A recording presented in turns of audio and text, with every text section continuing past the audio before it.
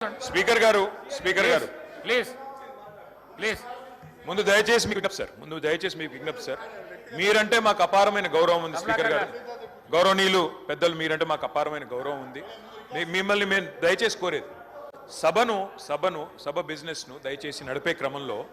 గౌరవ మంత్రులు మేమేదైనా తప్పు మాట్లాడినా మేమేదైనా మాట్లాడకూడని మాట మాట్లాడినా తప్పు మాట్లాడినా సవరించే అధికారం వారికి ఉంది వారు ఇంటర్వ్యూన్ కావచ్చు కరెక్షన్ చేయవచ్చు కానీ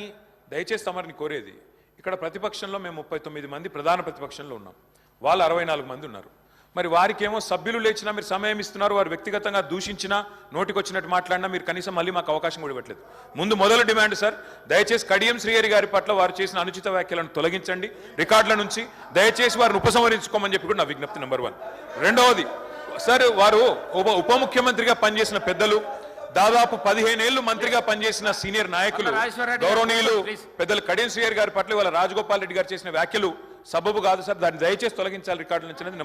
నెంబర్ వన్ సార్ రెండవది రాజగోపాల్ మీరు కూడా ఒక విషయం మాకు క్లియర్గా చెప్పండి మా సభ్యులు లేచి అడిగితే మరి సభ్యులకైతే ఒకటే హక్కు ఉంటుంది సార్ అందరి సభ్యులకు 119 మంది సభ్యులకు ఒకటే రకమైన హక్కు ఉంటుంది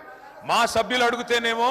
మైకు రావడం లేదు మరి వాళ్ళ అవతల వైపు ట్రెజరీ బెంచెస్ లోంచి సభ్యులు అడిగినా మైక్ ఇస్తున్నారు ఎప్పుడు అడిగినా మైక్ ఇస్తున్నారు వాళ్ళని మాట్లాడమని మీరే మరి మోటివేట్ చేస్తున్నారు దయచేసి నా విజ్ఞప్తి మీతోని అందరు సభ్యులను ఒకటే ఘాటను ఒకటే పద్ధతిలో చూడాలి తప్ప ఈ రకంగా చూడడం ఇది భావ్యం కాదు కదా సార్ మీరు కూడా దయచేసి ఈ విషయంలో పునరాలోచించాలని విజ్ఞప్తి ముందు రాజగోపాల్ రెడ్డి గారు మాట్లాడిన మాటలను